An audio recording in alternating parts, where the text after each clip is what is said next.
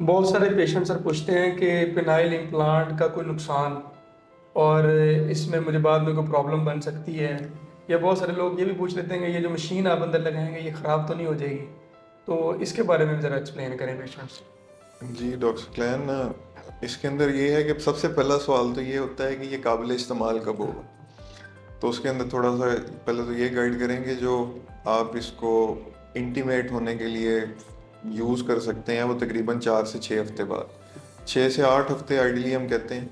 लेकिन अगर आप इसको बहुत अर्ली भी कह लें तो तकरीबन 5 से 6 हफ्ते बाद आप इसको फर्स्ट इंटरकोर्स के लिए यूज़ कर सकते हैं।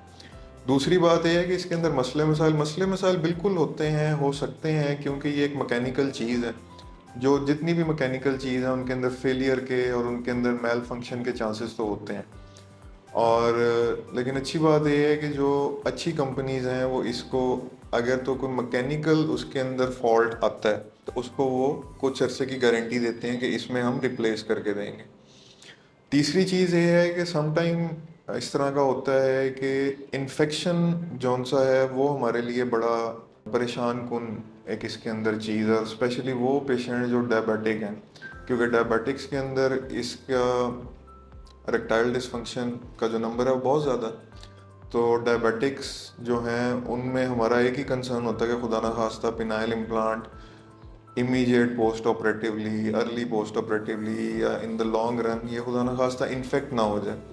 क्योंकि इन्फेक्शन के बाद जब हम इसको निकाल भी देते हैं और दोबारा से इस प्रोसीजर की तरफ जाते हैं तो फिर आउटकम्स इतने अच्छे नहीं होते।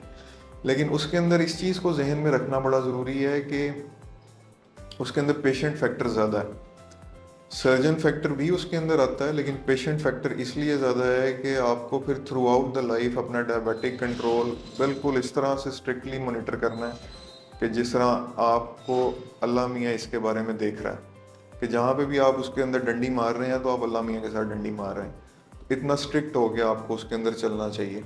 बाकी इसके अंदर पिनाइल इम्प्लांट इरूजन हो जाती है, वूंड जोन सा है वो कई दफ़ा ख़राब होना शुरू हो जाता है। सम टाइम इसके अंदर जो मैकेनिकल डिवाइस है उसकी डिफ़ॉर्मिटीज़ बननी शुरू हो जाती हैं, जिसमें एस डिफ़ॉर्मिटी है या और किसी किस्म की डिफ़ॉर्मिटीज़ हैं।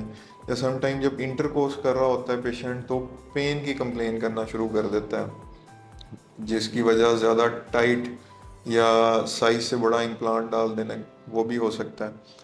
तो ये सारी चीज़ें जौन सी हैं ये पेशेंट के साथ प्री ऑपरेटिवली डिस्कस करना, उसको उसके बारे में समझाना कि इसके अंदर किसी भी किस्म की कोई भी कॉम्प्लिकेशन होती है तो उसका फिर एक ही हल है कि हम इस इम्प्लांट को रिमूव करें। और सम टाइम ये हो सकता है कि वो आपकी जितनी भी कॉस्ट उसके ऊपर लगी है वो सारी की सारी ज़ाया है। तो ये सारी चीज़ें डिस्कस करने के बाद, प्रिपेयर करने के बाद और पेशेंट को समझाने के बाद ही हम सेफली प्रोसीड कर सकते हैं।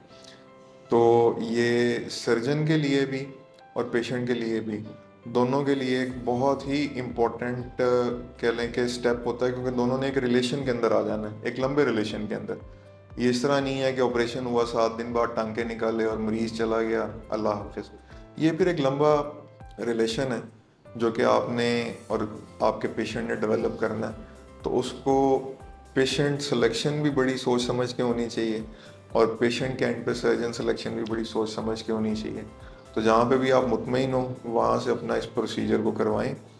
और अगर हमसे आप डिस्कस करना चाह रहे हैं तो नीचे दिए गए नंबर पे भी हमसे डिस्कशन कर सकते हैं या क्लिनिक में भी हमें विज़िट कर सकते हैं। बहुत शुक्रिया।